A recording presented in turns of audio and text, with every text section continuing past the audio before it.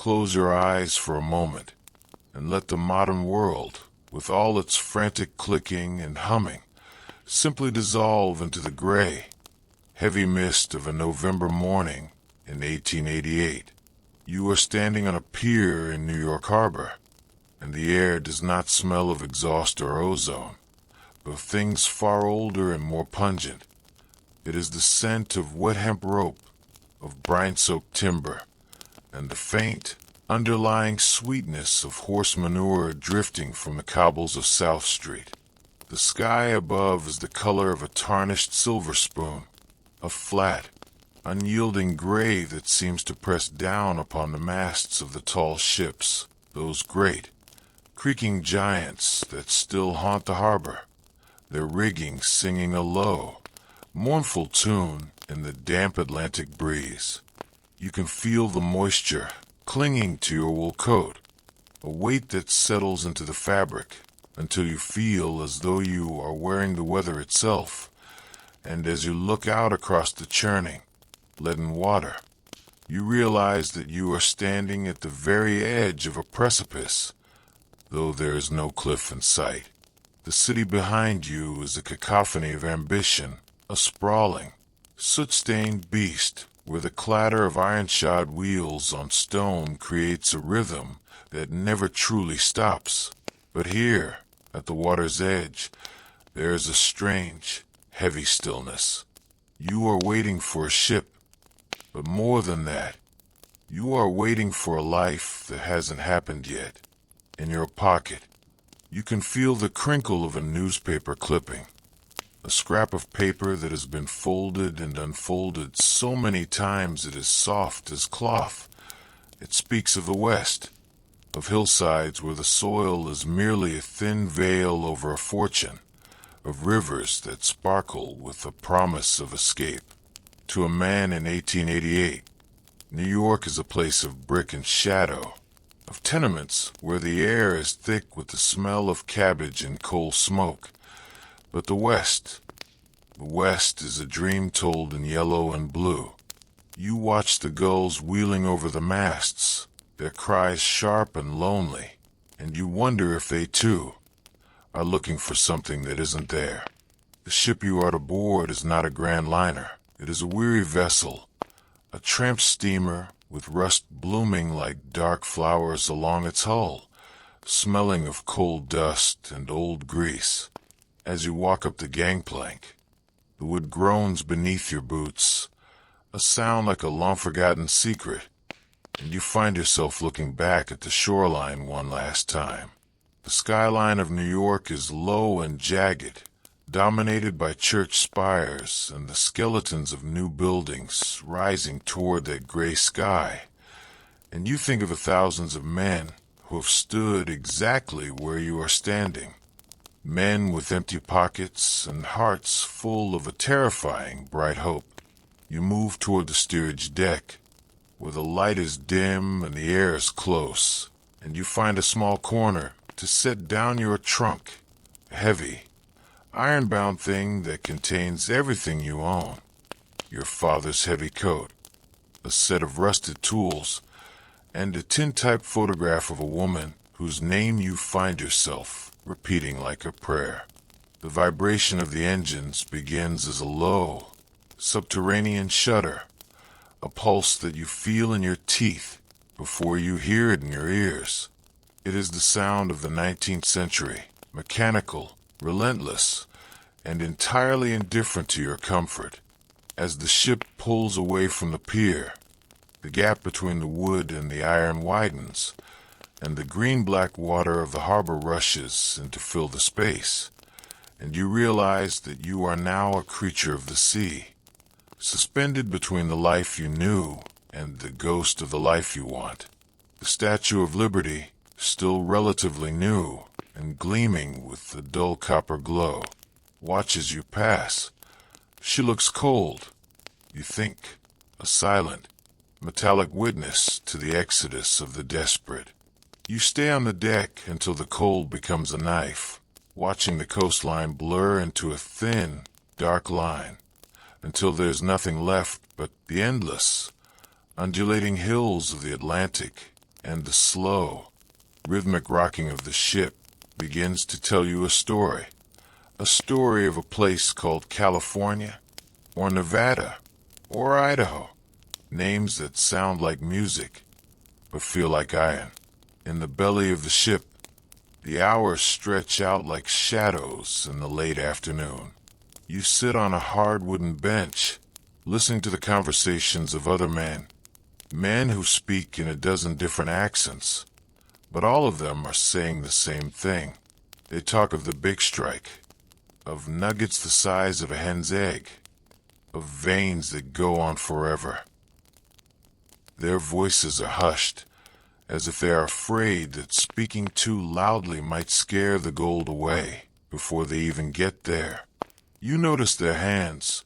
They are the hands of laborers, of clerks, of failed shopkeepers, soft hands that will soon be blistered and raw, or calloused hands that are already tired of the plow. You see a man in the corner, his face etched with lines that look like a map of a very difficult life. He is cleaning a small, brass-bound compass with a piece of silk, over and over, his movements rhythmic and obsessive. He doesn't look at the others. He only looks at that needle, pointing north, toward a destiny he seems to fear as much as he desires. The food on the ship is a grim affair, hardtack that requires a hammer to break, and soup that tastes of nothing but salt and old water. You eat it slowly, savoring the warmth more than the flavor, and you find yourself thinking about the meals you left behind. The smell of fresh bread from the bakery on the corner, the taste of an apple picked from a tree that you will likely never see again. The melancholy settles over the cabin like a fog, dampening the spirits of even the most boisterous dreamers. You realize that you are all in a sort of limbo, a floating wooden box traveling through a gray void. To pass the time, you try to imagine the gold. You try to picture it in your mind, not as a coin or a piece of jewelry, but as it exists in the earth, raw, jagged, and heavy. You imagine reaching into a cold stream and feeling that weight, a weight that can change the very gravity of a man's life. It is a dangerous thought, you know, a thought that has led men to their deaths in the snows of the Sierras, but in the dark of the steerage deck, it is the only light you have. As the days turn into a week, the weather turns foul. The Atlantic is no longer a collection of hills. It is a range of moving mountains, peaks of white foam that crash against the hull with the sound of a cannon fire. You lie in your bunk, your body swaying with the violent motion of the ship, feeling the sheer fragility of the wood and iron that separates you from the abyss.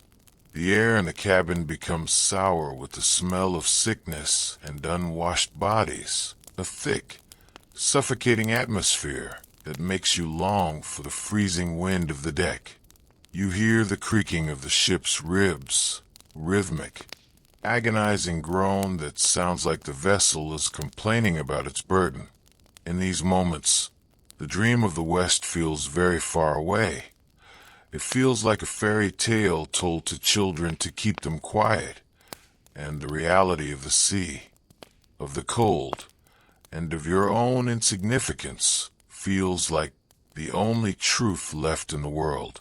You find yourself talking to a young man named Elias, who sits in the bunk next to yours. He is barely 20, with bright, restless eyes and a cough that he tries to hide behind his hand. He tells you he is from a farm in Ohio, a place where the dirt was so tired it couldn't grow a weed, let alone a crop.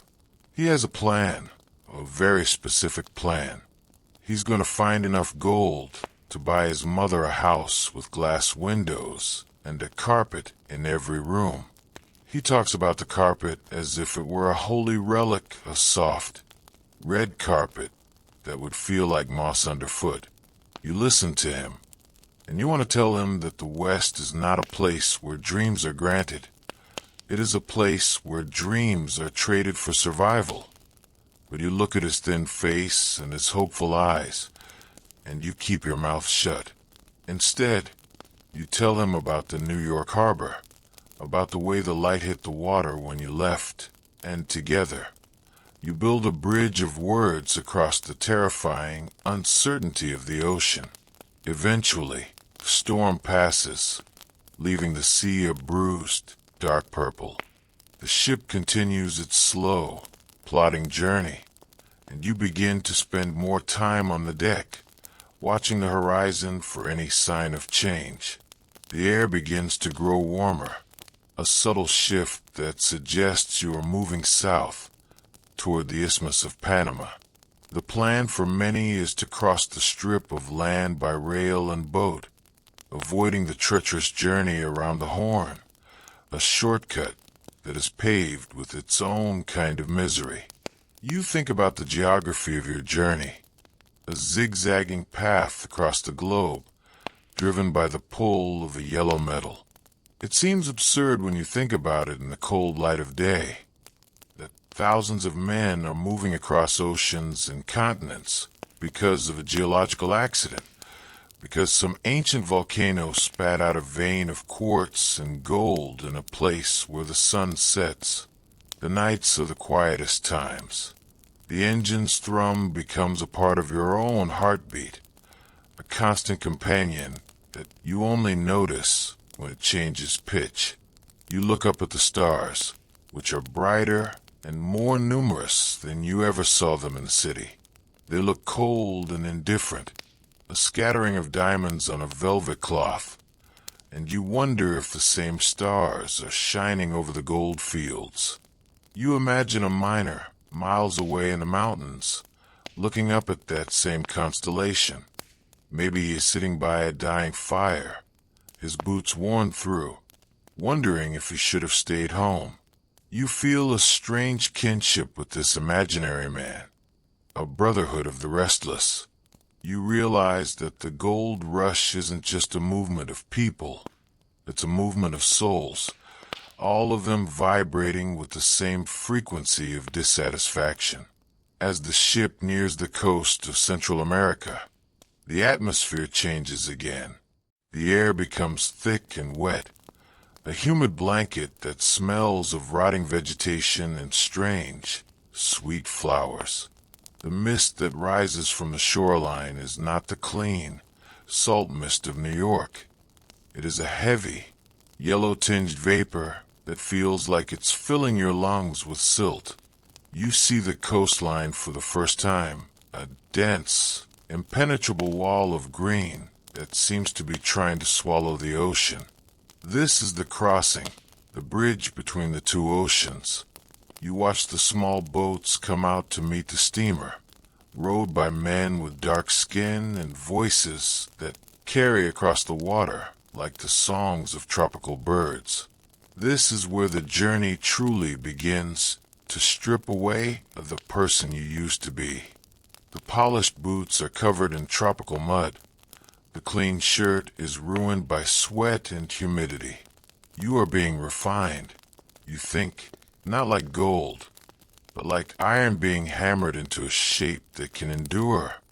The transition to the isthmus is a blur of noise and heat. You are moved from the steamer to a smaller, more cramped vessel that navigates the narrow, choked waterways. The jungle presses in on both sides, a riot of life that feels aggressive in its growth. You see birds with plumage so bright it hurts your eyes, and you hear the chatter of monkeys that sounds like mocking laughter. The heat is unlike anything you've ever experienced. It is a physical weight, a presence that saps the strength from your limbs and the thought from your brain. You see the workers on the railroad, men who look like ghosts, their skin yellowed by fever, their eyes sunken and hollow. They are the ones who are building the path for the gold seekers, and they are paying for it with their lives. It occurs to you, with a sudden, chilling clarity, that the price of gold is not measured in dollars. It is measured in the blood and sweat of people whose names will never be recorded in any ledger. You cross the land, a journey of mere miles that feels like a trek across 1,000 years. When you finally see the Pacific, the Great Calm, as they call it, it looks no different from the Atlantic, yet it feels different. It feels like the beginning of the end. You board another ship, this one even more crowded than the last, for the long trek north towards San Francisco. The mood on this vessel is different. The apprehension has been replaced by a frantic, nervous energy. The goal is close now. Men spend their days sharpening knives, mending shovels, and studying maps that are likely entirely inaccurate. You find yourself retreating into the silence of your own mind, trying to preserve your energy for what lies ahead. You think about the mountains, the Sierra Nevada, the snowy range. You've heard they are giants of granite and ice, hiding the treasure in their deepest folds. You wonder if you have the strength to climb them, and more importantly, you wonder if you have the strength to come back down. The days on the Pacific are long and sun-drenched. The water is a deep, sapphire blue, and the air is dry and clear. You spend hours leaning against the rail, watching the flying fish skip across the surface of the waves, little flashes of silver that disappear as quickly as they appear. You think about the gold again, how it is like those fish, a glimmer of something precious that is always just out of reach. You begin to feel a sense of detachment from your old life. The New York pier, the smell of the bakery, the face of the woman in the photograph. They all seem like scenes from a play you saw a long time ago. You are becoming a miner, even though you haven't yet touched a shovel to the earth. You are learning to live with uncertainty, to embrace the discomfort, to find a strange, grim satisfaction in the endurance of the journey. One afternoon, as the sun is beginning its long descent toward the horizon, a man approaches you. He is older, with a beard that has gone entirely white and eyes that seem to be looking at something 100 miles away. He asks if you have a light for his pipe, and you strike a match for him, the small flame flickering in the sea breeze. He thanks you, takes a long pull of the tobacco, and exhales a cloud of blue smoke. "You're going for the gold, aren't you?" he asks, his voice like gravel grinding on stone. You nod. He chuckles, a dry, hollow sound. Everyone's going for the gold. But the gold isn't the thing. The thing is what the gold does to you. He looks at you then, his gaze piercing and uncomfortably direct.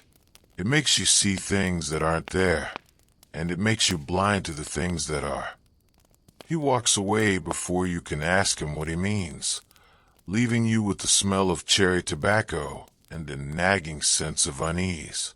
The ship eventually passes through the Golden Gate, a narrow strait that leads into the vast, sheltered expanse of San Francisco Bay. The sight is breathtaking.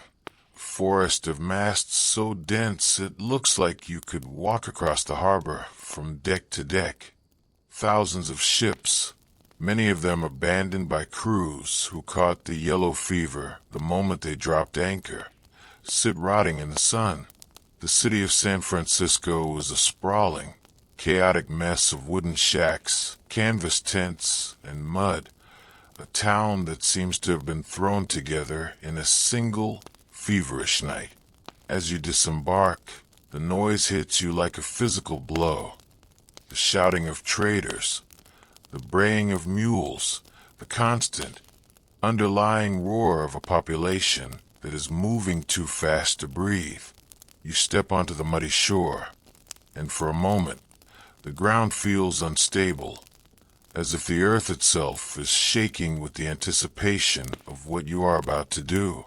You spend your first night in a hotel that is actually just a large tent with rows of cots made of rough-hewn pine.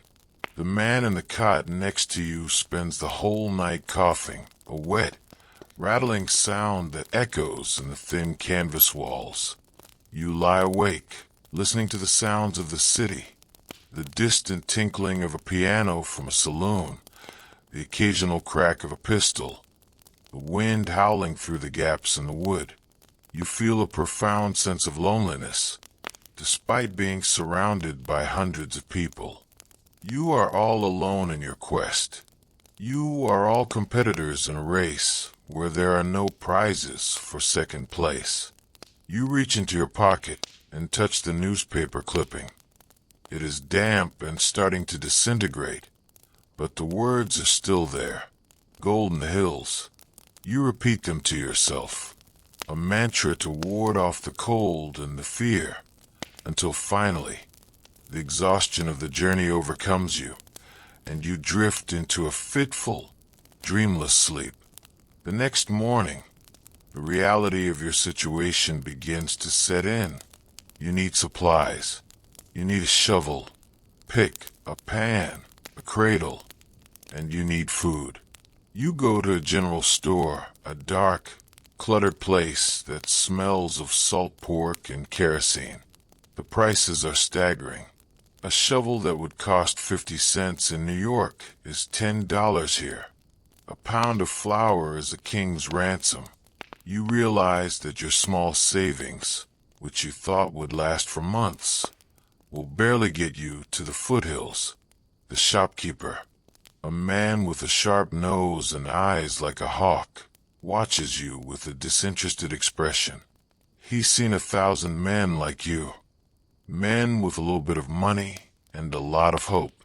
He knows that in 6 months, most of you will be back, trying to sell those same shovels for a fraction of what you paid, just to buy a ticket home.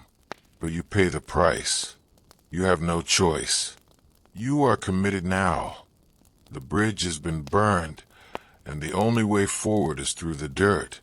You find a group of men who are heading toward the American River, a journey of several days across the valley and into the rising hills. You buy a mule, a stubborn, wall-eyed creature that seems to despise you on principle, and you pack your belongings onto its back. As you leave the city behind, the landscape begins to change.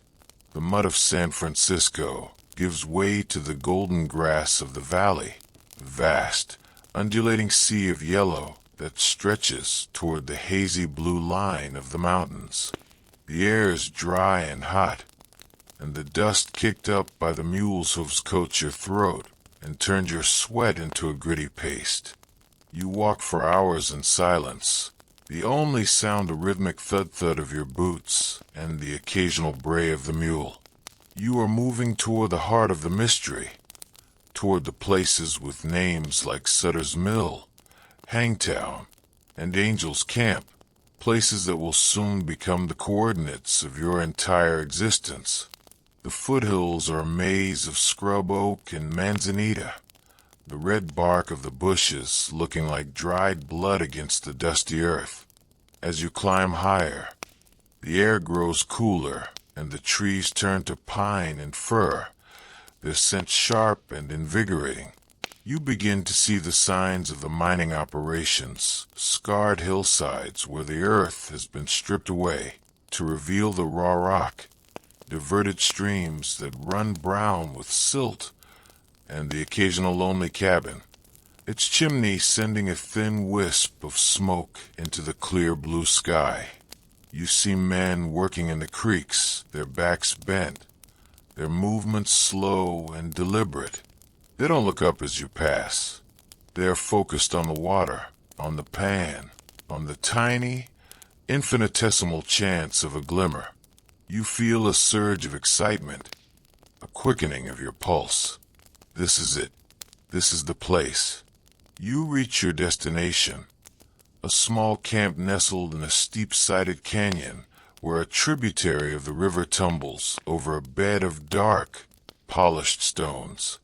The camp is nothing more than a few tattered tents and a crude stone fireplace, but to you, it looks like the center of the world. You unpack the mule, set up your own small tent, and sit down on a rock to catch your breath. The sun is setting, casting long, purple shadows across the canyon, and the sound of the rushing water is a constant, soothing roar. You pick up your pan, a simple, heavy piece of iron, and you hold it in your hands. It feels cold and honest. You look at the water, and then you look at the earth, and you realize that for the first time in your life, your fate is entirely in your own hands. Or rather, it is in the hands of the earth, and the earth is a silent, unpredictable master. As the first stars begin to appear over the rim of the canyon, you build a small fire and cook a piece of salt pork, the fat sizzling and popping in the heat. You eat slowly, watching the flames dance and listening to the night sounds of the mountains, the hoot of an owl, the rustle of a small animal in the brush, the distant, mournful cry of a coyote. You feel a strange sense of peace, a stillness that you haven't felt since you left New York. You are a miner now. You have arrived. Tomorrow, you will step into the cold water and begin the search. Tomorrow, you will find out if the dreams were true, or if they were just shadows cast by a distant fire. But for tonight, there's only the fire, the stars, and the sound of the river, the ancient, patient river that has been carrying its secrets for 1,000,000 years, waiting for someone like you to come and find them. The melancholy of the journey still lingers, a faint echo in the back of your mind, but it is tempered now by a quiet, steady resolve. You think of the woman in the photograph, and you hope she is sleeping well. You think of the New York harbor, and it feels like a dream. You are here, in the heart of the Wild West, in the year 1888, a man with a pan and a purpose. You wrap yourself in your heavy coat and lie down on the hard ground, the smell of pine needles and damp earth filling your senses. The transition is complete. You have left the world of men and entered the world of stone and water. And as you fall into a deep, heavy sleep, the river continues to flow, a cold, relentless ribbon of silver in the dark, whispering the names of all the men who came before you, and all the ones who will come after. The first morning in the canyon arrives not with a burst of golden light, but with a slow, creeping chill that seems to rise directly from the damp stones beneath your bedroll, a cold so pervasive it feels as though your very marrow has turned to slush. You wake to the sound of the water, that relentless, rushing heartbeat of the mountains, and for a moment you forget where you are, until the smell of wet pine and wood smoke pulls you back to the reality of 1889. The air inside your small canvas tent is thick and frigid, and as you exhale, your breath forms a ghostly plume that lingers in the dim light. You realize then that the romantic tales of the West never mentioned the damp, the way the moisture clings to everything like a jealous spirit, turning your boots into stiff blocks of leather and your wool blanket into a heavy, sodden weight. Getting out of your bedroll is an act of sheer will, a slow peeling away of the only warmth you possess. You pull on your boots, the leather groaning in protest, and step out into the gray dawn. The canyon walls rise up like the ramparts of a fortress, their tops still caught in the indigo shadows of the night, while a thin ribbon of pale sky stretches out far above.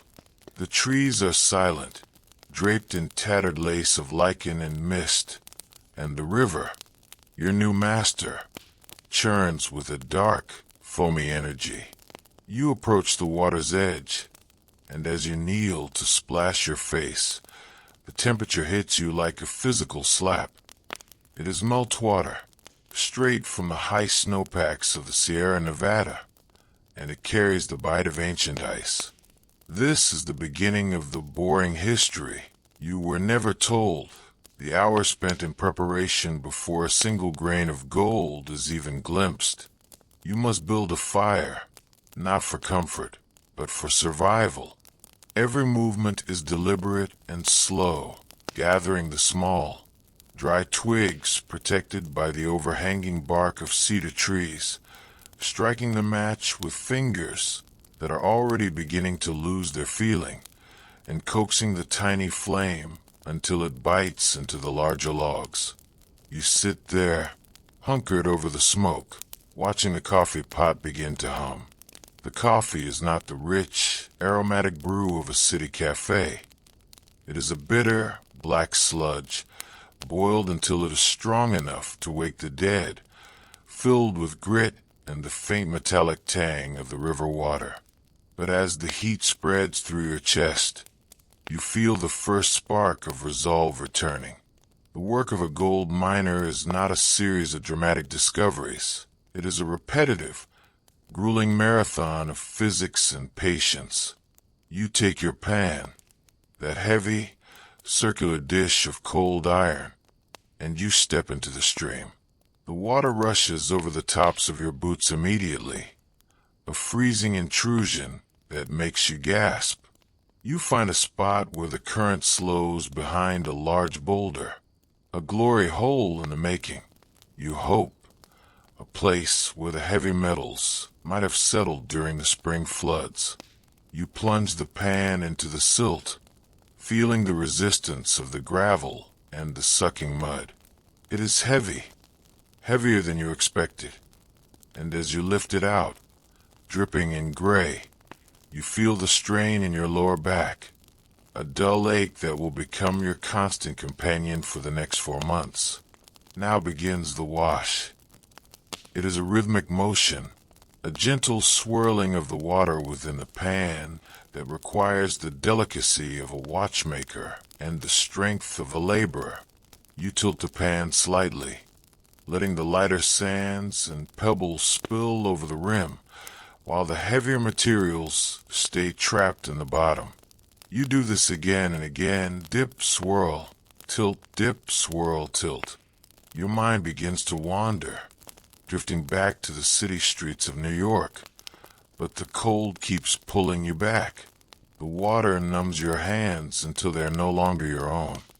They become red, then blue, then a strange, translucent white, feeling like wooden blocks attached to your wrists. You look at your fingernails and see the dark crescents of mountain dirt etched into them, a permanent stain of your new profession. After 10 minutes of washing, the large rocks are gone. After 20, the coarse sand is gone. What remains is a small crescent of black sand, magnetite and hematite, the heavy guardians of the gold. This is the moment of tension, the quiet climax of 100 identical hours. You use a tiny amount of water to feather the black sand back, searching for that one specific color, that heavy, buttery yellow that doesn't shimmer like mica, but glows with a dull, unmistakable authority. Today there's nothing, only the gray silt and the black sand, mocking your effort. You dump the pan back into the river with a hollow clink and reach for the next shovelful. The hours pass in a blur of gray and brown. The sun eventually clears the canyon rim, hitting the water with a brilliance that is almost painful, creating a million dancing diamonds on the surface that make it impossible to see the bottom. You move downstream, trying a different bend, a different crevice in the bedrock. You become a student of the river's anatomy, learning to read the way the water curls around a submerged log, the way the eddies deposit their secrets in the shadows of the bank. You realize that the gold isn't just lying there waiting to be found. It is hiding, tucked away in the deepest, most inaccessible places, protected by tons of debris and the sheer hostility of the environment. By midday, your stomach is a hollow cavern, growling over the sound of the rapids. You retreat to the bank and sit on a sun-warmed rock to eat your nooning. It consists of a piece of cold journey cake, a dense, flavorless slab of cornmeal and water, and a strip of salt pork that is mostly translucent fat. You chew slowly, watching a hawk circle high above in the blue slip of the sky. You feel incredibly small, tiny, insignificant speck of life in a landscape of granite and ancient timber. The silence of the mountains is not a true silence. It is a layered soundscape of wind in the pines, the rattling of dry leaves, and the distant, thunderous collapse of a rockslide miles away. It is a lonely sound, a sound that reminds you that if you were to disappear into this canyon, the river would not miss a single beat of its song. You begin to think about the logistics of misery. In 1889, the easy gold is long gone. The surface nuggets that the 49ers supposedly picked up like fallen apples are a myth of the past. Now you are a placer miner, a scavenger of the leftovers. You think of the hydraulic mines you saw on the way and those massive, industrial scars where entire hillsides were washed away by giant water cannons. Compared to them, you are an ant trying to move a mountain with a spoon.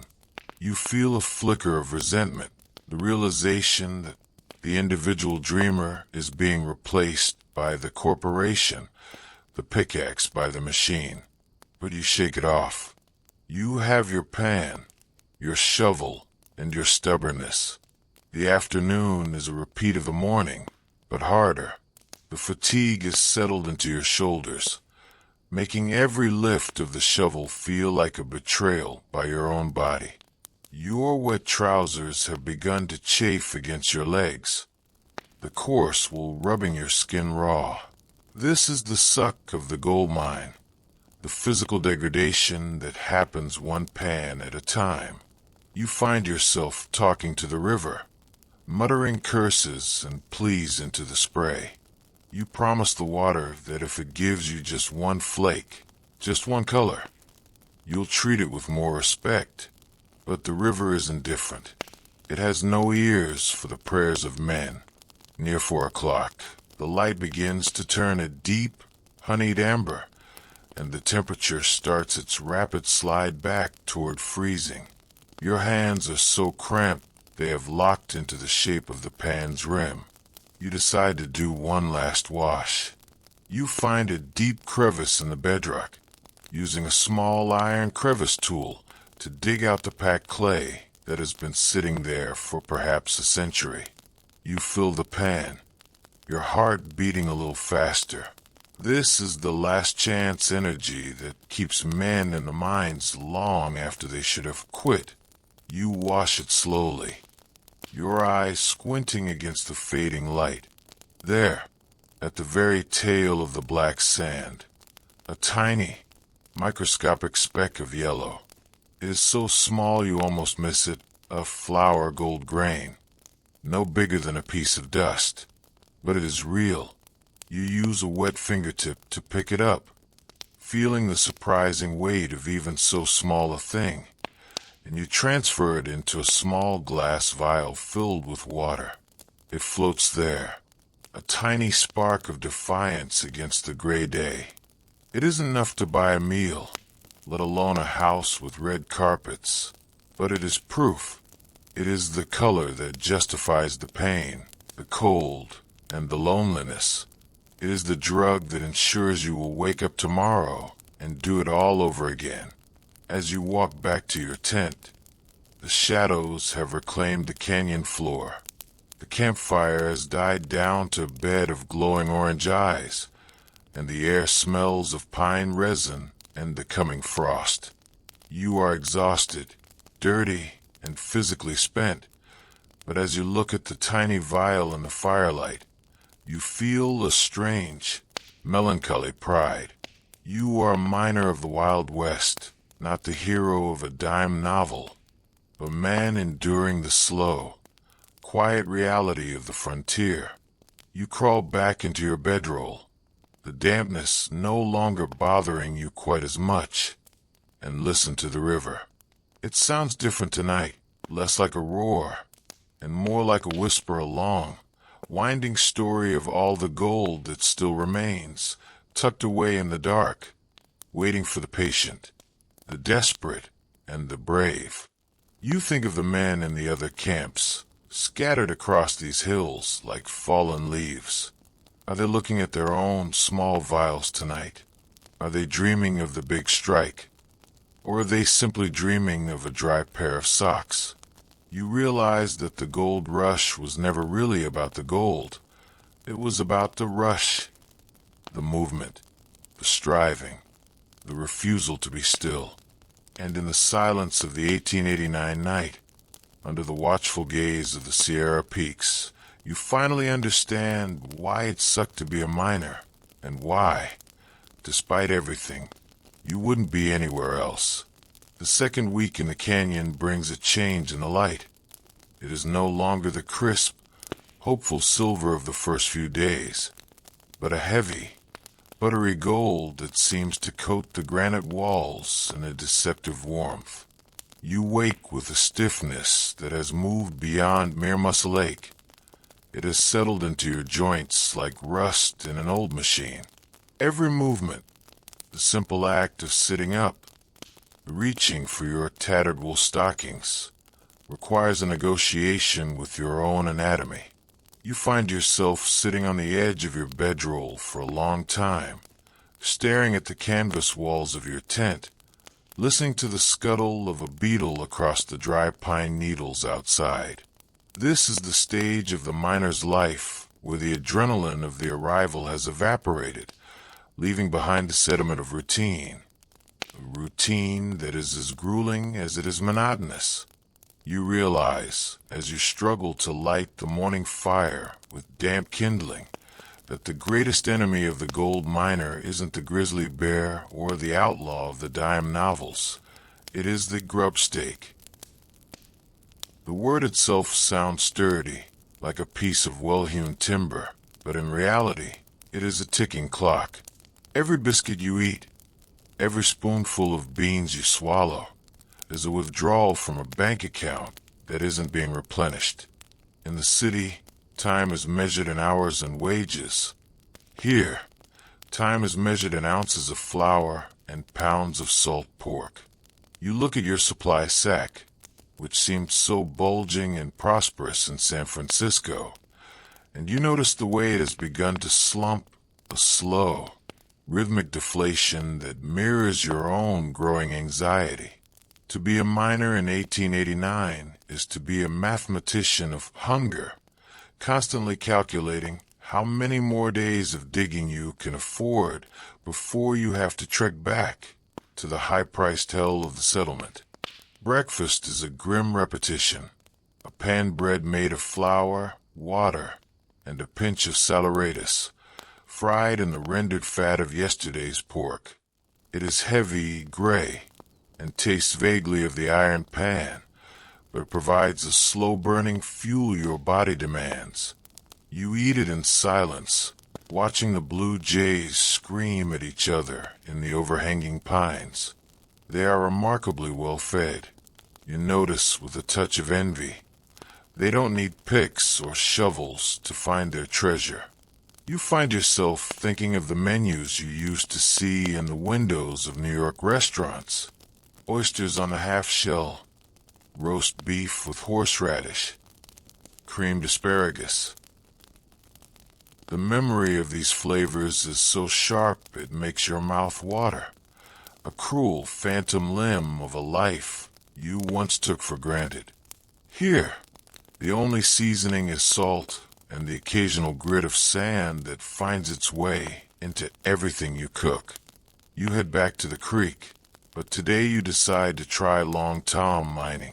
You've spent the last 2 days building a crude wooden trough, a sluice box, using scrap lumber you hauled in and some flat stones from the bank. It sits in the water like a primitive machine, the current rushing through its center over a series of riffles, small wooden slats nailed to the bottom. The theory is simple. You shovel the dirt into the top, the water carries away the light debris, and the heavy gold settles behind the slats. It is more efficient than the pan, but it is backbreaking labor. You are no longer just washing. You are moving the earth. You are a human shovel, lifting pounds of wet, heavy gravel over and over, hour after hour, until the world shrinks down to the space between the tip of your pick and the flow of the water. The sun climbs, and the canyon becomes a furnace. The humidity from the river rises to meet the heat from the rocks, creating a stifling, stagnant atmosphere. Your shirt is plastered to your back, and the salt from your sweat stings your eyes. You find that your mind, in an effort to escape the physical toil, begins to invent stories. You imagine the gold as a living thing, a shy, heavy creature that burrowed deep into the mountains millions of years ago to escape the light. You imagine it laughing at you from beneath 1,000 tons of granite. You start to see patterns in the rocks, faces of old friends, the outline of a skyscraper, the shape of a woman's hand. This is the cabin fever of the sun, a lightheadedness born of exhaustion and the strange, hypnotic rhythm of the sluice box. By mid-afternoon, you stop to clean up the riffles. This is the moment of truth. You shut off the water flow and carefully scrape the accumulated black sand and silt from behind the wooden slats. Your heart, despite the fatigue, gives a small, hopeful thump. You take this concentrated pay dirt to the bank and begin the slow process of panning it down. This time, there's more than just a speck. There are several small flakes, thin and jagged, like the scales of a metallic fish. You estimate them to be worth perhaps $2. $2 for 10 hours of labor that has left you feeling like a broken toy. It is a sobering realization. In New York, $2 could buy a decent coat or a week's worth of coal. Here, it might buy you a tin of subpar peaches if you're lucky. The wealth of the West is a sliding scale, and you are currently on the bottom rung. The melancholy of the evening returns with the shadows. You sit by your fire, nursing a blister on your palm that has turned a nasty shade of yellow. You think about the big strike again, but the thought feels different now. It feels less like a dream and more like a gamble, a desperate roll of the dice in a game where the house always wins. You think of the men you met on the ship, Elias and his red carpet, the old man with the pipe. You wonder where they are. Are they sitting by similar fires, looking at similar blisters? You realize that the gold rush was actually a great dispersal, a scattering of men into the lonely crevices of the world, each one isolated by his own greed and his own hope. You decide to take a walk along the ridge as the light fades, hoping to catch a breeze. From the high ground, the canyon looks like a deep, dark wound in the earth. You can see the flickers of other campfires in the distance, tiny, orange sparks that represent other lives, other struggles. There's a strange comfort in those lights, a reminder that you are part of a massive, invisible community of the miserable. But there is also a sadness, the knowledge that most of those fires will be cold by next year, and the men who tended them will have drifted away, leaving nothing behind but a few rusted tins and a hole in the ground that the forest will slowly reclaim. As you head back down to your tent, you find a small, blue flower growing in the shadow of a rock. It is delicate, almost translucent, and it seems entirely out of place in this harsh, rugged landscape. You reach out to touch it, then pull your hand back, afraid you're calloused. Dirty fingers might crush it. It is a reminder that there's beauty here that has nothing to do with gold, a quiet, persistent life that doesn't care about the market price of ore or the cost of a grub stake. You stand there for a long time, watching the flower sway in the evening draft, feeling a sudden, inexplicable lump in your throat. You are 1889. You are a miner. You are hungry. And you are tired. But for a moment, the world feels wide and full of a different kind of value. The night is cold, as always, but you find yourself lingering by the fire. You pull out the tintype photograph of the woman. In the flickering light, her expression seems to change. Sometimes she looks encouraging. Sometimes she looks disappointed. You wonder if she even remembers the man who left for the West, or if that man has already died, replaced by this dusty, aching stranger who smells of wood smoke and failure. You tuck the photo back into your pocket and listen to the river. It has a different voice tonight, a deeper, more resonant sound that seems to vibrate in the very ground beneath you. It is the sound of the earth moving, of water carving stone, of time passing without any regard for the tiny, frantic lives of the men on its banks. You crawl into your bedroll, closing your eyes against the stars, and pray for a dream that doesn't involve the color yellow. By the time the third week of 1889 begins to bleed into the fourth, the very concept of New York has started to feel like a fever dream you once had in another century. Your world has shrunk to the width of this canyon, a vertical kingdom of granite and pine where the only law is the weight of your bucket and the only god is the fickle lady of luck. You wake up on a Tuesday, or perhaps it is a Wednesday, for the days have lost their names and taken on the character of the weather instead, and you notice a strange sensation in your chest. It isn't the ache of the shovel or the hollow pull of hunger. It is a buzzing, electric restlessness.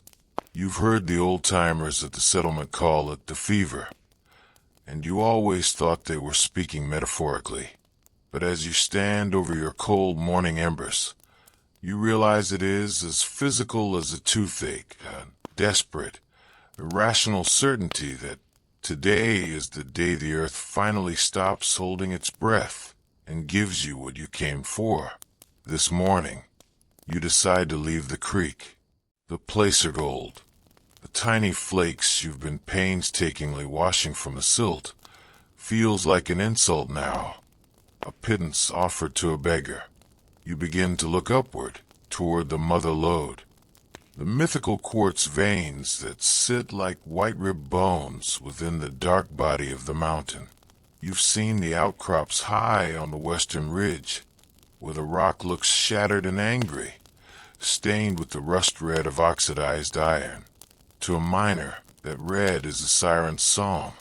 It suggests that deep beneath the surface, the gold is trapped in its original prison, waiting for a pickaxe to set it free.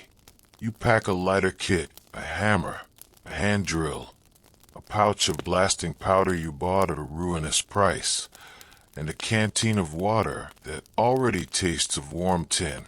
The climb is a vertical struggle against gravity and the crumbling history of the slope. Every step kicks loose a cascade of shale that clatters down the mountainside, a dry, skeletal sound that seems to warn the valley of your intrusion. The air grows thin and sharp, smelling of ozone and sun-scorched stone.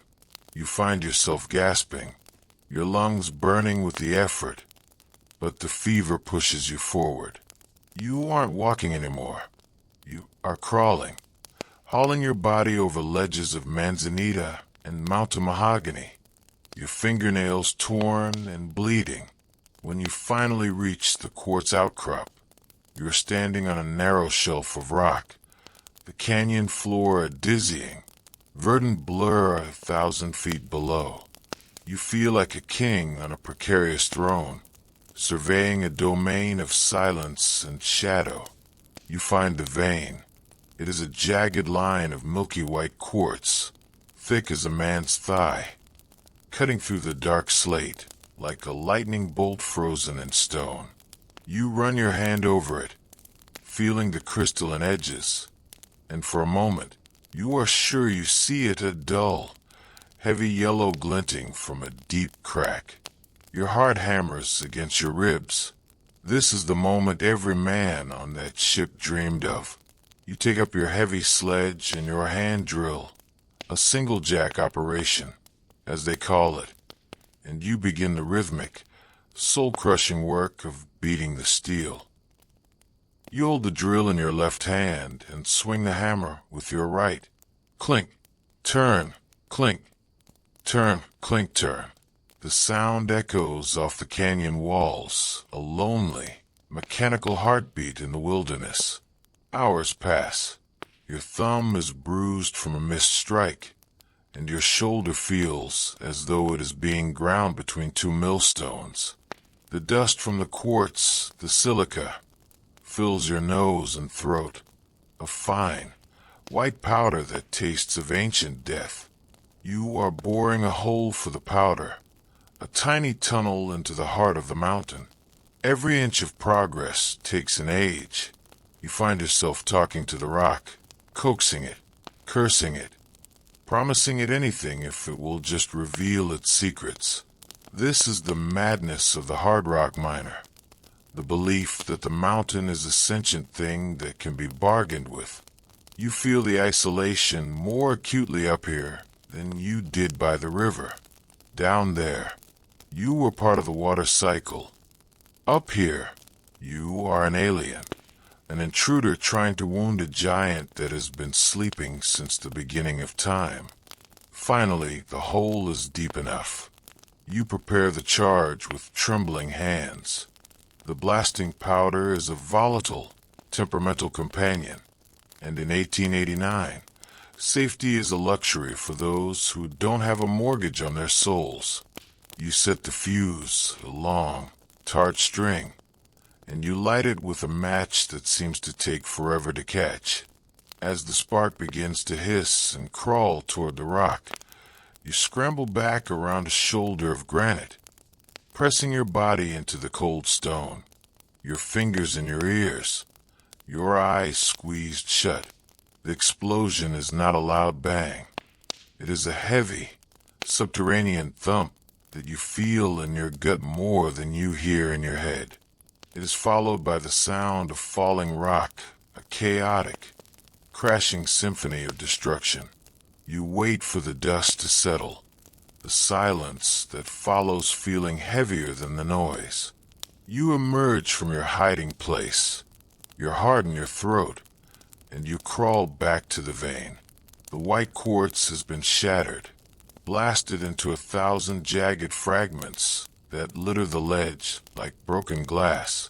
You fall to your knees, frantically tossing aside the dull gray slate, searching for the white, and within the white the gold.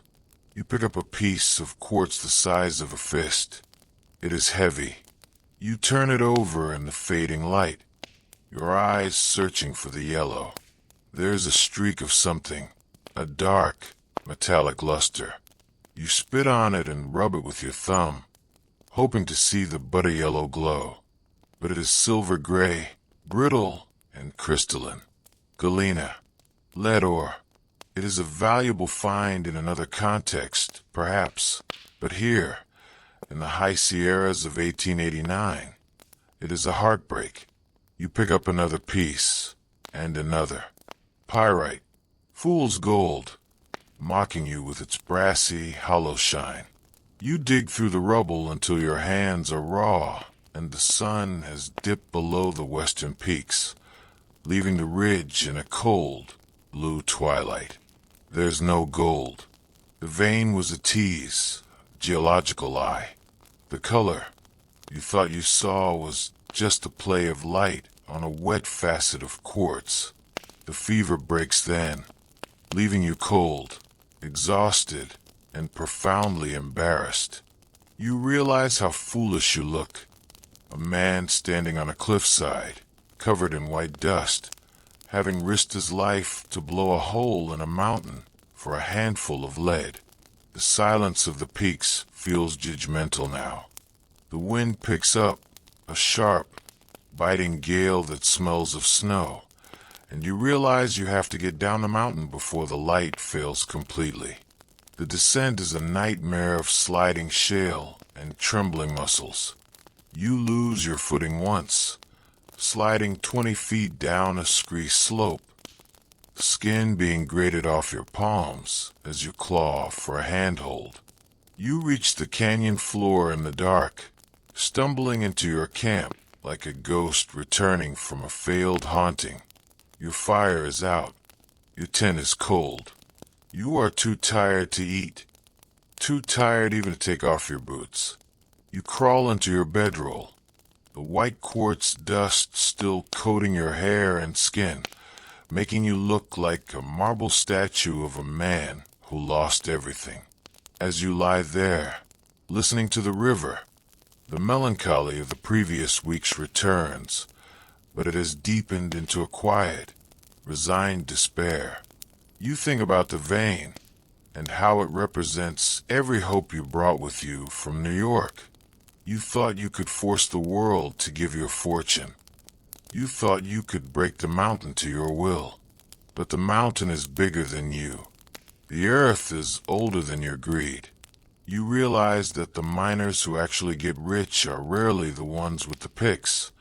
They are the ones who sell the picks, the ones who own the stores, the ones who stay in the cities and wait for the broken men to come back with their pockets empty.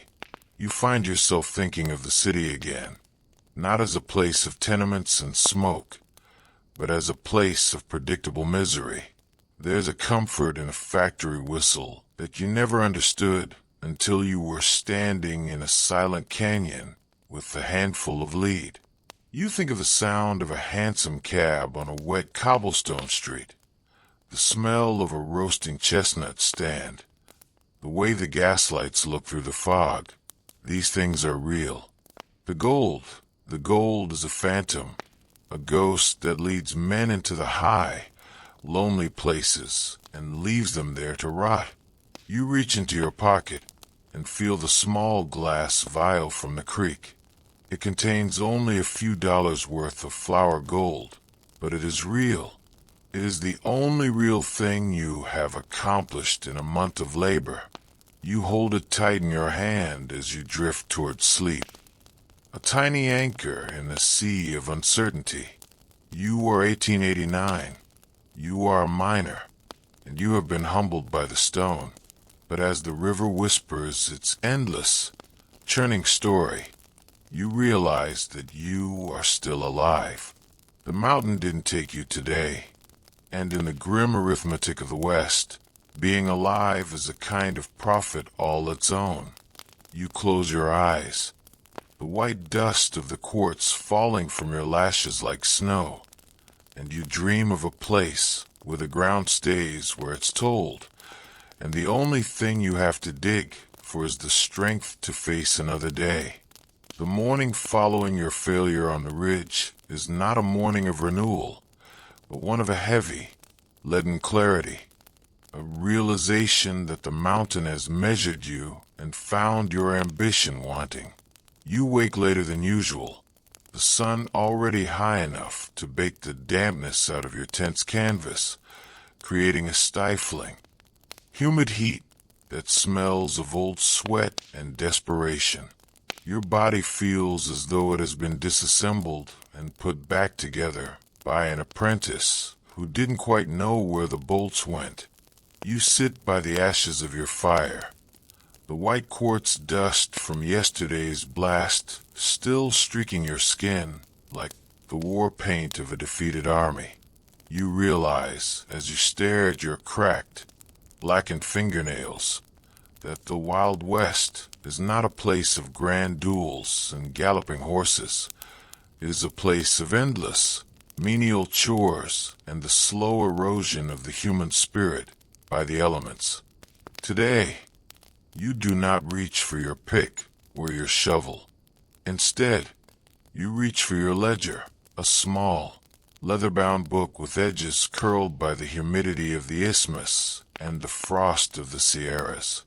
It is your true master, more demanding than any mind boss, for its columns of figures tell a story of a slow, mathematical drowning. You sit on a stump, the pen clutched in your stiff fingers, and you begin the boring history of the pioneer's economy. Flour for dollars, bacon $3, blasting powder $10, coffee $2. You look at the total. Then you look at the small glass vial sitting on the rock beside you. The math is a cold, sharp knife.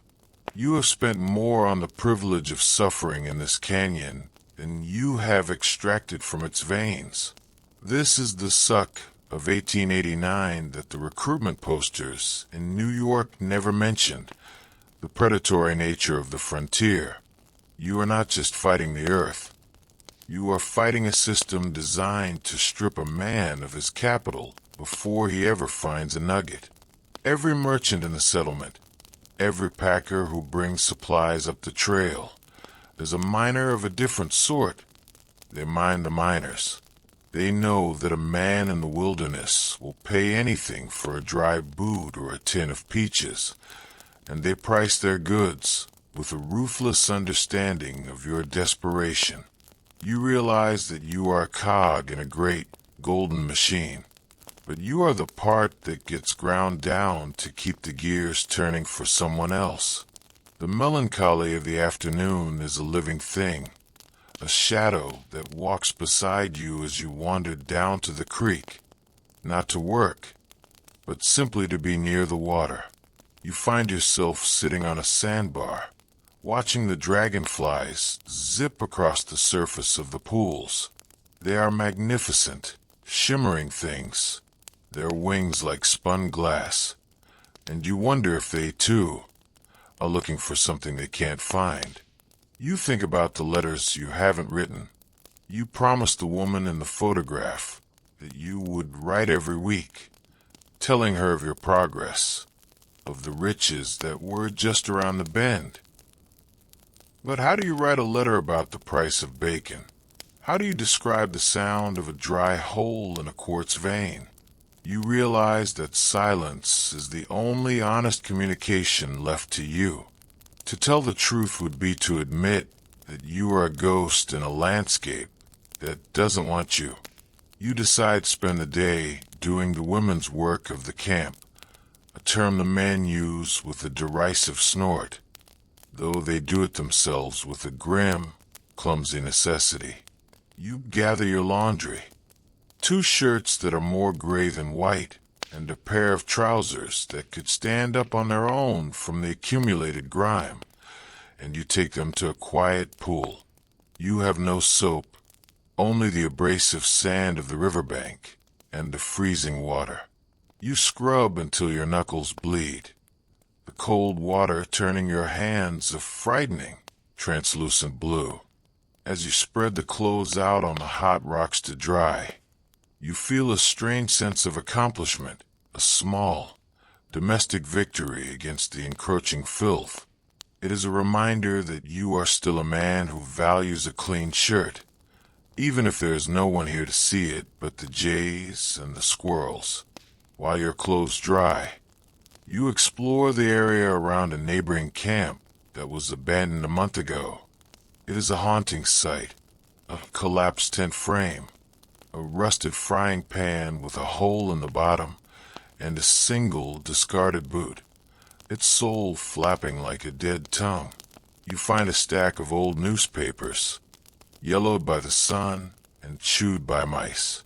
You sit in the dirt and read them, hungry for any news of the world beyond the canyon. The headlines speak of the great blizzard in the east, of the inauguration of President Harrison, of the rise of labor unions in the cities. It all feels as distant as the moon. The problems of the world seem trivial compared to the problem of a dull shovel or a leaking roof. You realize that the West doesn't expand your horizons. It narrows them until they are the width of your own shadow. You find a grave near the abandoned camp, a simple mound of stones with a piece of pine board stuck at the head. There's no name, only a date carved with a shaky hand. August 12th, 1888. You stand there for a long time, the wind whistling through the pines, feeling a profound, heavy kinship with the man beneath the rocks. Was he a dreamer from New York, a farmer from Ohio, a sailor from the Azores? It doesn't matter now. The mountain took him, and the earth swallowed his name. You wonder if anyone back home is still waiting for a letter that will never come. If there's a woman somewhere who looks at a photograph and wonders why the man she loved never returned from the land of gold.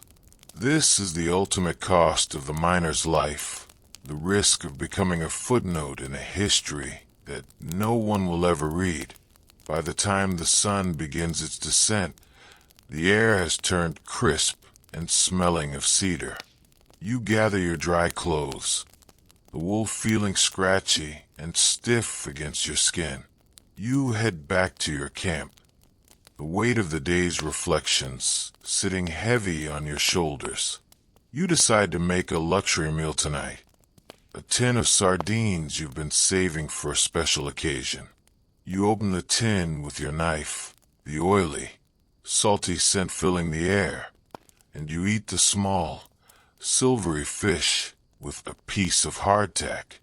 It is the best thing you have tasted in weeks, a tiny explosion of flavor that reminds you that the world is still full of variety and abundance.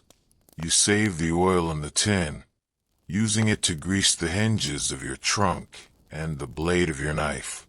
In the 1889 wilderness, nothing is wasted.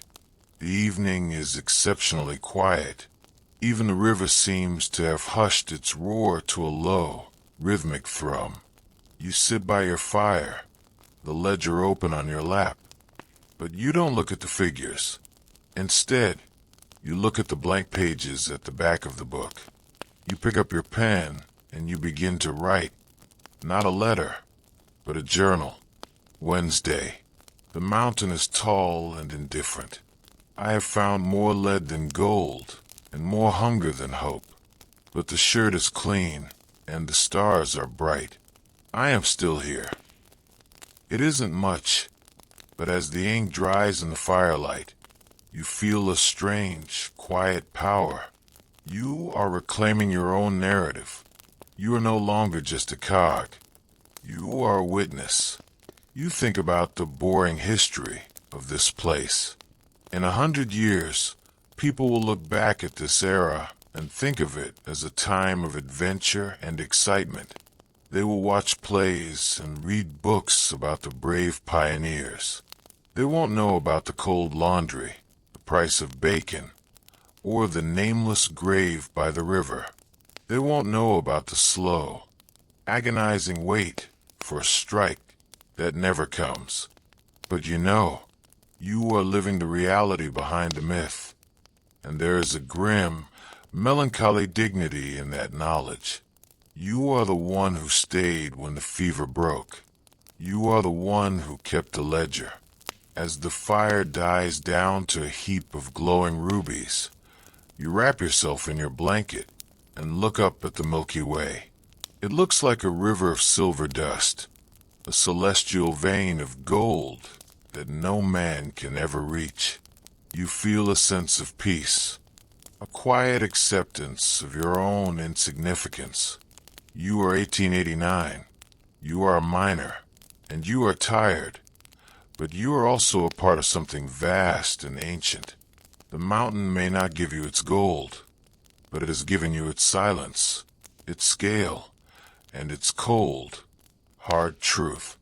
You close your eyes, the scent of pine and sardine oil lingering in the air, and you fall into a sleep that is deep, dreamless, and finally mercifully quiet. The sixth week of 1889 begins with a sound you haven't heard in a month, the hollow, rhythmic thud of a horse's hooves on the dry trail. You are sitting outside your tent, attempting to sharpen your pick with a flat river stone, when a lone rider crests the ridge. He is a packer, a man whose skin has been tanned to the color of an old saddle, and whose eyes are perpetually squinted against the glare of the high country. He doesn't stop to chat. He merely tosses a small, heavy bundle of mail toward your feet and keeps moving, his mule train following behind like a funeral procession.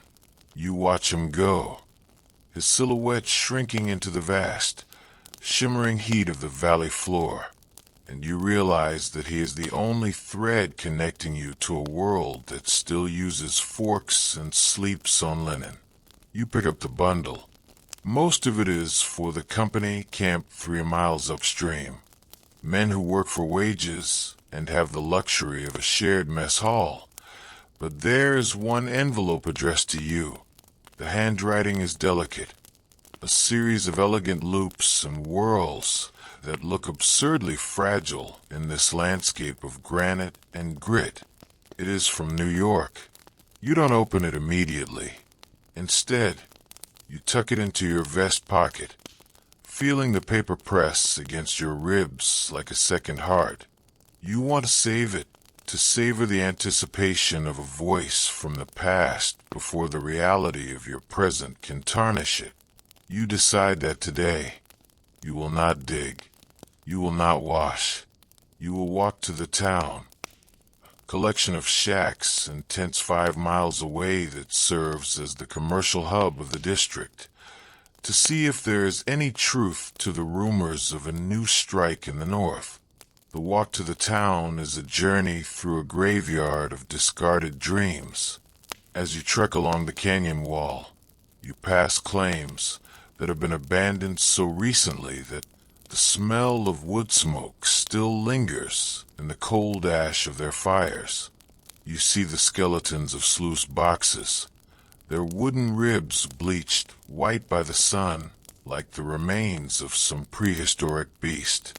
This is the boring history of the boom and bust cycle, the realization that a gold rush is less a steady flow and more a series of violent, unpredictable pulses. One day, a canyon is teeming with 500 men, the air thick with the sound of picks and shouting. The next, a rumor of better ground 50 miles away sends them scurrying off, leaving behind a silence so profound it makes your ears ring. You reach the town by midday. It doesn't have a name yet, though some call it hard luck, and others call it prospect. It consists of one main street of churned-up mud and manure, flanked by buildings made of green lumber that is already warping and splitting in the heat. There is a general store, a blacksmith, and 4 saloons, a ratio that tells you everything you need to know about the priorities of a mining camp. The air here is different from the canyon. It is thick with the smell of cheap whiskey, unwashed wool, and the metallic tang of the forge. You see men leaning against the walls of the buildings, their eyes vacant, their hands shoved deep into empty pockets. They are the floaters, men who have lost their nerve or their luck and are now just waiting for a sign, a leader, or a miracle. You enter the Long Tom Saloon, a dim, cavernous space where the floor is covered in sawdust to soak up the tobacco spit and the spilled beer. You buy a glass of vodka, a liquid that tastes of turpentine and burnt sugar, and you sit in a dark corner to read your letter. The woman in New York writes of the weather, of a late spring snow that turned the city into a white wonderland for a single afternoon. She writes of her sister's wedding, of the price of bread, of the way the gaslights flicker in the evening breeze. It is a beautiful, mundane chronicle of a life you no longer recognize. As you read, the noise of the saloon fades away. You are back on that wet cobblestone street, smelling the roasting chestnuts, hearing the chime of the church bells. But then, a man at the bar shouts a curse, and the illusion shatters. You are in 1889, in a room full of desperate men, holding a piece of paper that smells of lavender and old ink. You realize, with a sudden, sharp pang of melancholy, that the woman who wrote this letter is writing to a man who doesn't exist anymore. The man who left New York was a clerk with soft hands and a belief in the inherent fairness of the world.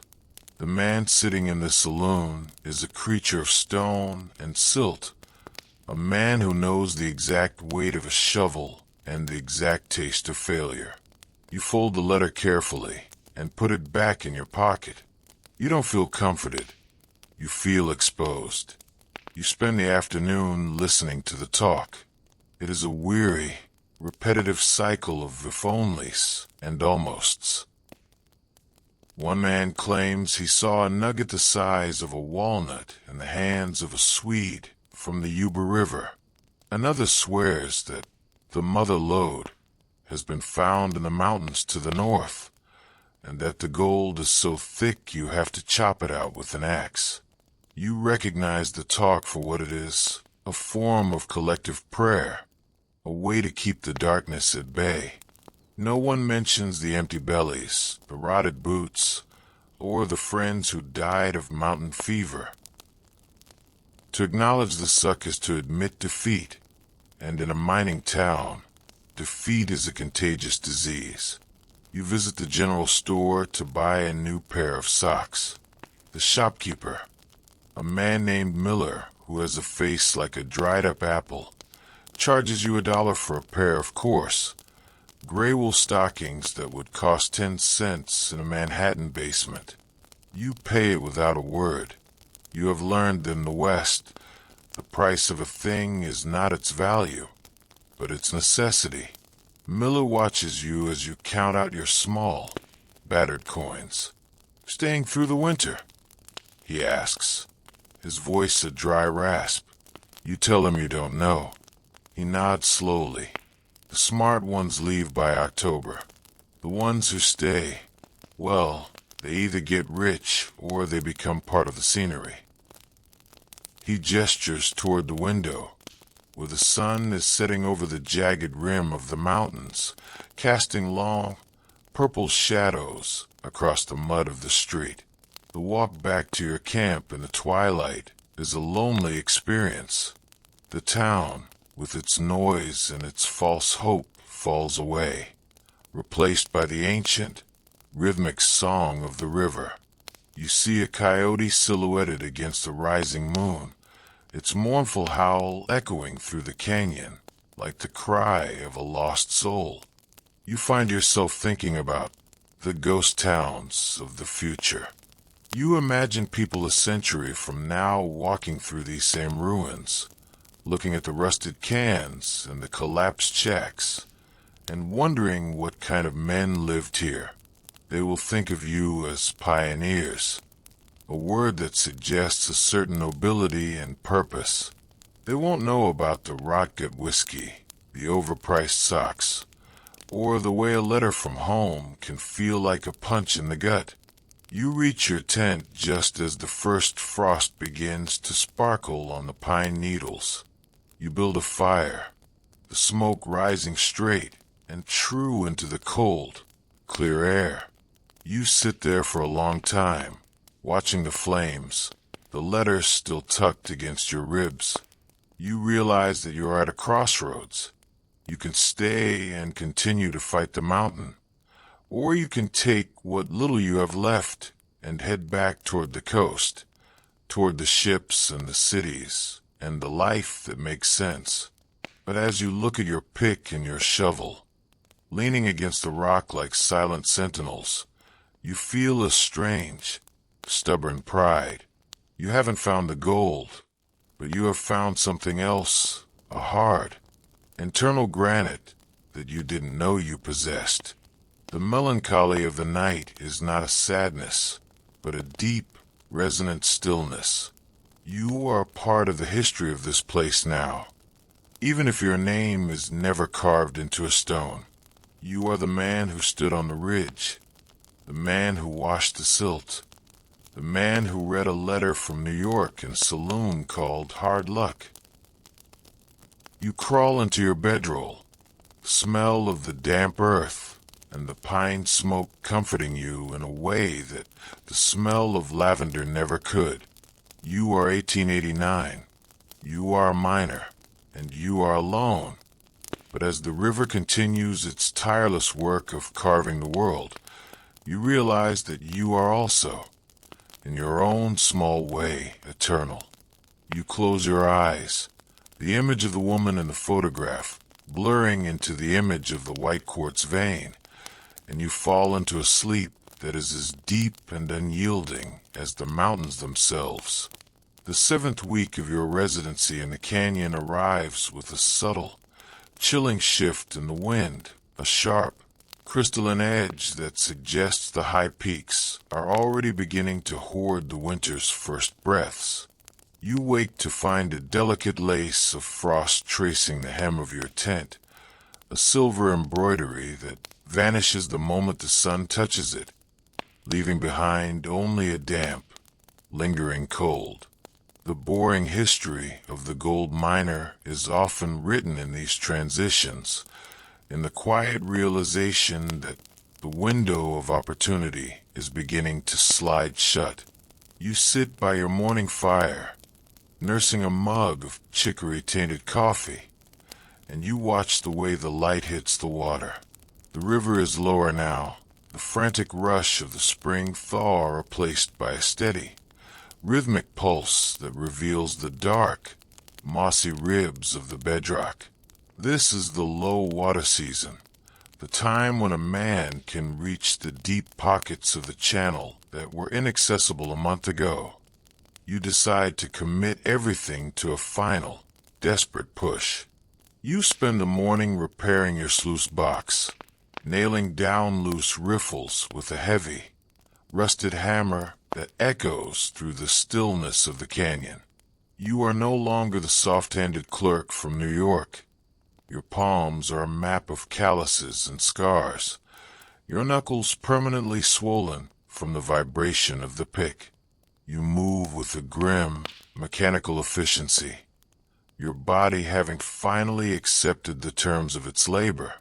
You move the sluice box 20 yards downstream, to a place where the river narrows and the current has carved a deep, swirling hole into the slate. You call this place the Last Chance, a name that feels less like a hope and more like a deadline. The labor of the day is a marathon of mud. You are no longer just skimming the surface. You are digging deep into the paste streak, the layer of heavy, blue-gray clay that sits directly on top of the bedrock. It is thick, stubborn material that clings to your shovel like wet cement, requiring a violent, snapping motion of the wrists to dislodge. Every bucketful you carry to the sluice is a victory over the earth, a physical toll paid in sweat and strained tendons. You work until your vision blurs, the world shrinking to the square foot of dirt directly in front of your boots. The sound of the water rushing through the wooden box becomes a hypnotic drone, a white noise that drowns out the doubts and the memories of the city. By midday, the heat of the sun is a deceptive comfort, warming your back while your feet remain numb in the icy current. You stop to clear the head of the sluice, removing the larger stones that have become wedged in the throat of the machine. You find a specimen rock, a a piece of dark, water-worn quartz with a thin, dendritic vein of gold running through it like a golden spiderweb. It isn't a fortune, but it is beautiful, a tiny, natural sculpture that has been tumbling through the mountains for 1,000 years. You sit on the bank and turn it over in your hand, feeling the surprising weight of the metal. You realize that this is what keeps men coming back. Not just the greed, but the sheer, primitive wonder of finding something so pure in the middle of so much dirt. As you work through the afternoon, you find yourself thinking about the social history of the 1889 mines. You are not alone in your struggle. A half-mile upstream, a group of Chinese miners has set up a massive, collaborative operation. They move with a silent, synchronized grace, using water wheels and elaborate bamboo pumps to drain entire sections of the riverbed. They are the patient ones, the ones who find the gold that the impatient Americans overlook. You feel a strange, silent respect for them, a recognition of a shared burden, a common language of toil that transcends the politics and the prejudices of the world outside.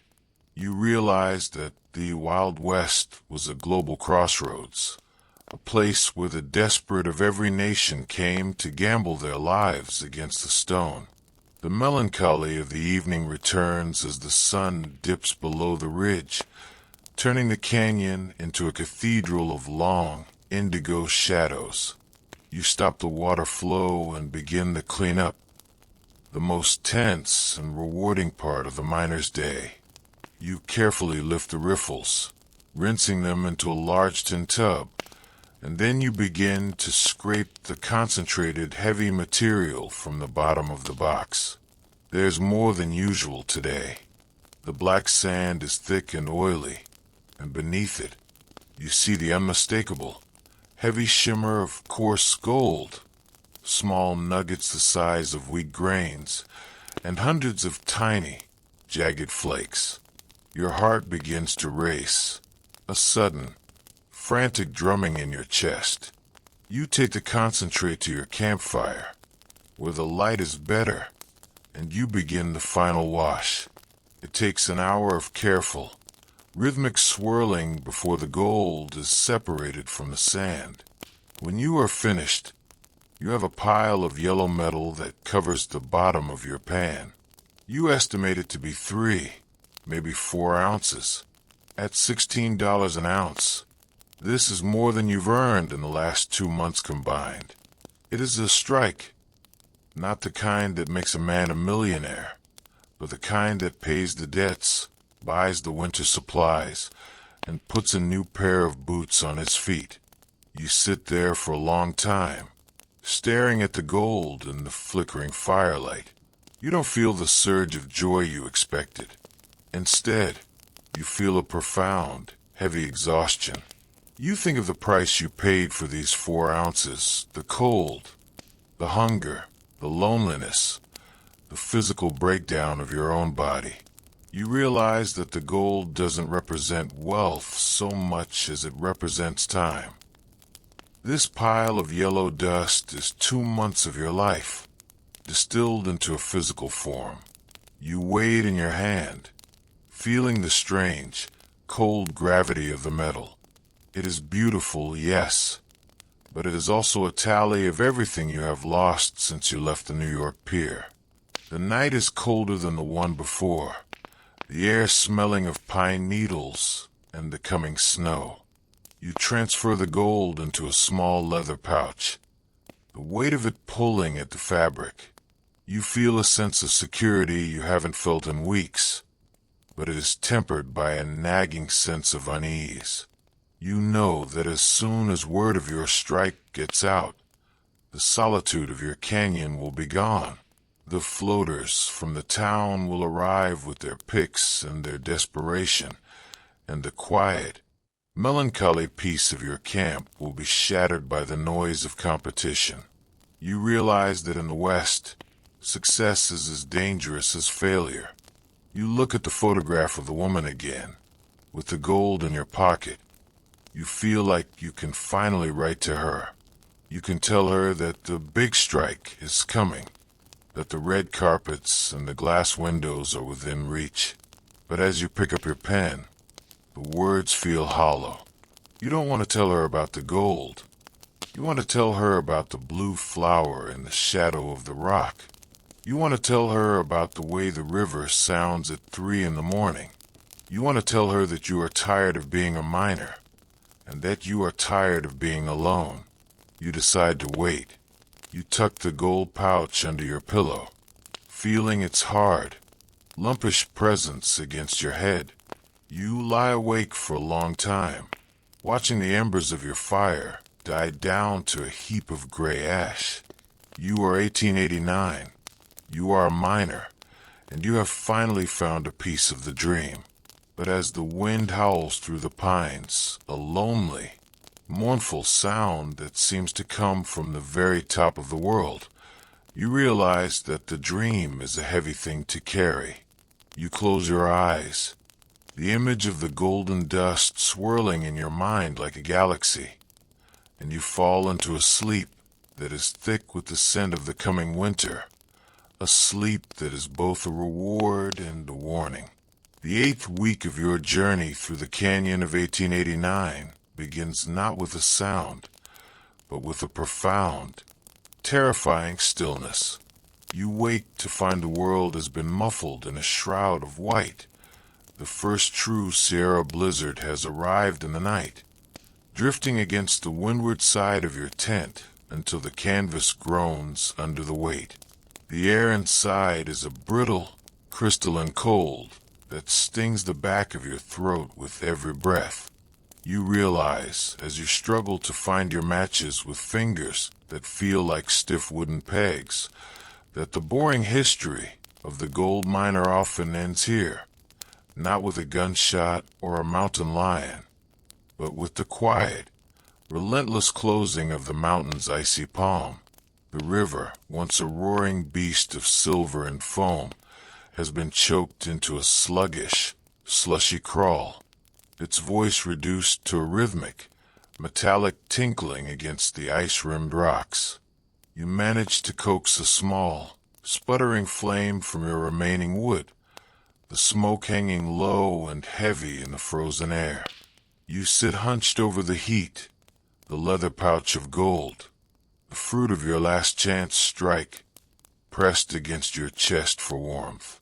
It is a heavy, cold companion. You realize that in the face of a Sierra winter, 4 ounces of gold are worth exactly nothing. You cannot eat it, you cannot burn it, and you certainly cannot use it to ward off the frostbite that is already beginning to nip at your toes. The wealth of the West has never felt more like a cruel joke. You are a rich man in a frozen tomb, and the realization brings with it a strange, calm melancholy.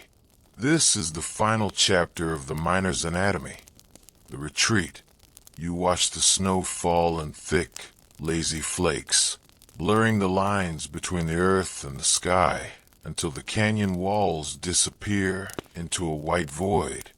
You know that if you stay another 48 hours, the trail to the settlement will be impassable, and you will become another nameless date on a pine board, discovered by some lucky prospector in the spring thaw. You begin the grim, frantic process of breaking camp. You don't take the sluice box. It is too heavy, a wooden monument to a season of toil that you must leave for the forest to reclaim. You don't take the heavy tools or the extra blankets. You take only your life, your ledger, the photograph, and the gold. Packing the mule is a struggle of wills. The animal is as terrified as you are, its eyes rolling in its head as it scent the coming storm. You lash your trunk to its back with frozen ropes that cut into your palms, the wind howling through the pines with a high, thin scream. As you lead the creature out of the canyon, You find yourself looking back at the site of your camp one last time. There is nothing left but a square of flattened, muddy earth and the blackened circle of your fire. 8 weeks of your life, thousands of pounds of moved earth, and a dozen broken dreams, all reduced to a small patch of dirt that will be covered by snow within the hour. It is a sobering lesson in insigniance. The trek to the settlement is a blur of white and gray. You follow the ghost of a trail, feeling for the solid ground with your boots, your breath coming in ragged, painful gasps. The cold is an active predator, seeking out every gap in your wool coat, every thin spot in your socks. You find yourself thinking of the New York harbor again, but this time, the memory is different. It isn't a place of escape. It is a place of return. You imagine the steam rising from a bowl of hot oyster stew at a pierside tavern. You imagine the hiss of a radiator in a brick building. You imagine the sound of voices that don't talk about pay streaks or tailings. You realize that the frontier was never a destination. It was a test, and you have passed it, though not in the way you intended. You reach the town, the collection of shacks you visited only a week ago, and find it transformed. The frantic energy is gone, replaced by a desperate, hurried exodus. Men are piling their belongings into wagons, their faces grim and set. The Long Tom saloon is boarded up, its sign swinging mournfully in the gale. You find the shopkeeper Miller, loading crates of tinned beef onto a sled. He looks at you, his eyes recognizing the gold pouch-shaped bulge in your vest. "Leaving?" he asks, his voice barely audible over the wind. You nod. He gives you a short, sharp bark of a laugh. "Smart man. The mountains don't like company in the winter." He doesn't ask how much you found. In the end, it doesn't matter. The only profit that counts is getting out alive. You sell your mule and your remaining supplies for a fraction of what you paid, but it gives you enough for a seat on the last stagecoach heading toward the valley. The coach is a cramped, swaying box of misery, filled with men who smell of damp wool and failure. You sit in the corner, the gold pouch tucked into your boot for safekeeping, and you watch the mountains recede through the frosted glass of the window. The Sierra Nevada, the snowy range, looks like a line of jagged teeth against the leaden sky. You feel a sudden, sharp pang of loss.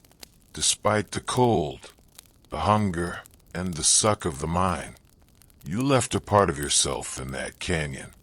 You left the man who believed in easy riches, and you replaced him with someone who knows the true cost of a single grain of yellow metal. The journey back across the country is a long, rhythmic reversal of your arrival. You cross the valley, board a train in Sacramento, and begin the long crawl across the plains. The landscape changes from the vertical drama of the West to the horizontal infinity of the prairies. You watch the telegraph poles flicker past, a series of wooden crosses marking the miles. You find yourself talking to a fellow traveler, a man who went west to be a lawyer and ended up digging graves in Virginia City. He tells you that he's going home to work in his father's hardware store. "At least the shovels there stay on the shelf," he says with a dry, weary smile. You realize that you are part of a massive, invisible migration, a returning army of the humbled. As the train nears New York, the air changes. The sharp, clean scent of the pines is replaced by the heavy, familiar smell of coal smoke and salt water.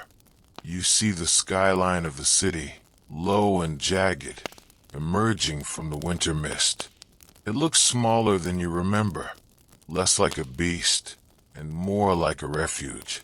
You step onto the platform at the station, your boots clicking on the stone, and you realize that no one knows who you are. To the bustling crowds of 1889, you are just another man in a worn coat with a tan that doesn't belong in December. They don't see the gold in your boot, and they don't see the canyon in your eyes. You walk toward the address of the woman in the photograph. The street is exactly as you left it, the same bakery, the same lamppost, the same smell of damp brick. You stand outside her door for a long time, the weight of the gold pouch feeling like a leaden anchor. You realize that you can buy her the red carpet now. You can buy her the house with the glass windows. But you also realize that the person she was waiting for, the hopeful, soft-handed clerk, never came back. You are a stranger in your own life. You reach into your pocket and pull out the ledger. You look at the final entry, written in the cold light of the canyon. I am still here. You realize that this is the only gold you truly found. The knowledge that you can endure the silence, the stone, and the cold. You tuck the ledger away and finally, slowly, you reach out and knock on the door. The sound is sharp and clear in the winter air, a signal that the journey is over. The boring history of your time in the West is finished, but the history of the man you became is just beginning.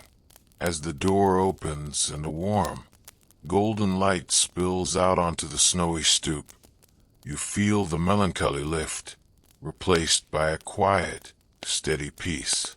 The river is 1,000 miles away, and the mountains are a dream of granite and ice. You are home, and as the door closes behind you, the world outside continues its slow, rhythmic turning. The 19th century fading into the 20th, the gold mines filling with shadows, and the history of the Wild West settling into the dust of a billion discarded dreams. And so the door closes. The latch clicks into place with a sound that is both a beginning and an end. The roar of the American River, the sharp clink of the pick against the quartz, and the heavy, metallic smell of the sluice box.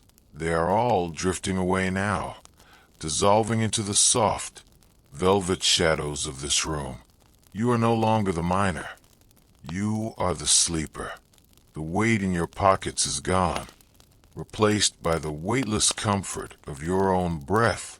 The 1880s are folding themselves up like a tired map, tucking the mountains and the mud and the gold back into the dusty drawers of time. Listen to the silence. It is not the cold, judgmental silence of the high Sierras, but a warm, protective quiet. The blizzard outside the window of your mind is just a memory of white lace, a slow, rhythmic falling that blankets every worry and every jagged thought. Imagine the snow settling over your old camp, covering the abandoned shovel, smoothing over the scars in the earth, filling the empty gold pans until they are nothing but soft, white mounds. The earth is resting, the mountains are sleeping, and you, too, have earned this stillness. Think of the river one last time, but see it now as a slow, dark ribbon of silk. It flows without effort, carrying the silt of the day far, far away. There is no more digging to be done, no more ledgers to balance, no more hunger to calculate. The boring history of the world is just a lullaby now, a repetitive, gentle hum that tells you that everything passes, the strikes and the failures, the heat and the frost. They all settle into the same quiet earth. Feel the gravity of the bed beneath you, as steady and ancient as the granite roots of the mountains. Your hands, once stained with the dust of the West, are soft and still. Your mind, once bright with the fever of the find, is turning to the color of twilight, a deep, restful indigo. The stars over the canyon are blinking out, one by one, as the sun of your consciousness dips below the horizon. The story is over. The journey is done. The West is a dream, and you are safe within it. Let the rhythm of the falling snow guide you down, deeper and deeper, into the softest part of the night. There's no gold more precious than this rest, no strike more valuable than this peace. Sleep now. Let the 19th century fade into the 20th, and the 20th into the dark. Sleep, sleep, sleep.